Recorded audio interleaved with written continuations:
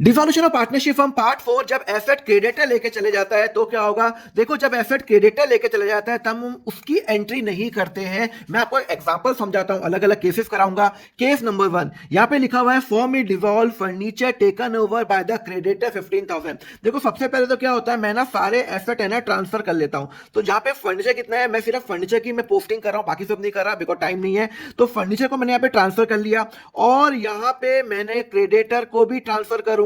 देखो सबसे पहला जो स्टेप होता है वो जो भी एसेट्स को यहां ट्रांसफर करेंगे और क्रेडिटर्स को यहां ट्रांसफर करेंगे। वो बोलता है firm is dissolve furniture creditor लेके चला गया 15,000 का। तो यहां पे यहां पे क्रेडिटर को कितना पे करना है, मुझे पे करना है 45,000 रुपीज पे करना है। उसमें से 15,000 का वो फर्नीचर लेके चला गया।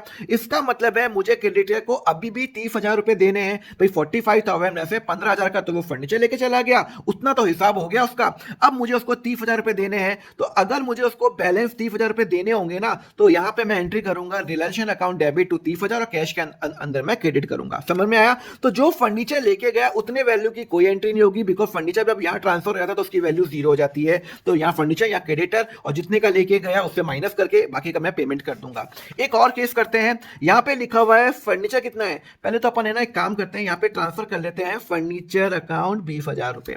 अब यहां पे क्रेडिटर भी हम ट्रांसफर कर लेते हैं, ठीक है ना, 45,000 रुपए। अब यहां पे क्या लिखा हुआ है, furniture taken over by creditor 50,000। अरे भैया मुझे क्रेडिटर को पे करना है 45,000 और वो लेके चला गया मेरा माल 50,000 का। इसका मतलब है 5,000 का वो मुझे कैश देगा। मेरा क्रेडिटर है, मुझे उसको पे करना था 45, मैंने उसको फर्नीचर 50,000 की वैल्यू पे दे दिया। ये वैल्यू सेट हो गई है। इसका मतलब है मुझे उसको 5,000 रुपए मुझे उससे लेने हैं। I have to take the money. तो cash account debit to realisation होगा, वो मुझे 5,000 रुपए देगा। He will give 5,000 rupees to me because वो 45,000 उसको मुझे देने थे, मैंने उसको 50 दे दिए, तो 5,000 रुपए मुझे देगा। तो cash account debit to realization account होगा। चलो एक और करते हैं। यहां लिखा हुआ है आपका फर्नीचर कितने का है, ये बड़ा इंटरेस्टिंग पॉइंट है। 20,000 का है और यहां पे क्रेडिटर कितना है सर, 45,000। वो बोलता है furniture taken over by the creditor at full settlement. मुझे क्रेडिटर कितना पे करना है 45,000। वो फर्नीचर कितने का लेके गया 20,000। नहीं 20,000 का लेके नहीं गया, फर्नीचर की वैल्यू है 20,000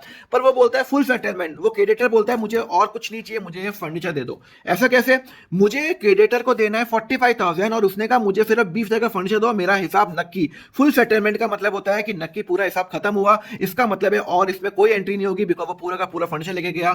नो एंट्री, कोई एंट्री नहीं होगी बिकॉज वो ये इसको मैंने दे दिया और वो सेटिस्फाइड हो गया। क्लियर है। अगले लेक्चर में हम पढ़ेंगे ये अनरिकॉर्डेड एसेट्स का ट्रीटमेंट क्या होगा और उसके लिए फॉलो जरूर कर लेना अकाउंट फंडा।